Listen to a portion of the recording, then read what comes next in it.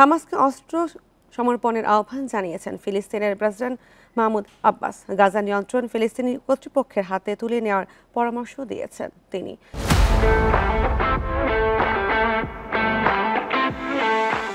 গাজা জুড়ে চলছে ইসরায়েলি বাহিনীর হামলা। একদিকে সেখানে নিহত হয়েছে আরও ৪৫ ফিলিস্তিনি, আহত শতাধিক।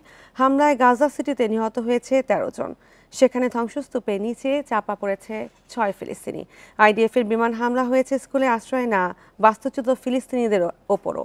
সেখান থেকে উদ্ধার হয়েছে ৪টি মরদেহ। এছাড়া গাজা ইসরায়েলের অবরোধ চলছে ৫২ দিন ধরে। ত্রাণ সংকটে উপত্যকাটির কয়েক লাখ মানুষ। এদিকে গাজায় যুদ্ধবিরতি নিয়ে নতুন করে কাজ শুরু হয়েছে বলে জানিয়েছে কাতারের প্রধানমন্ত্রী।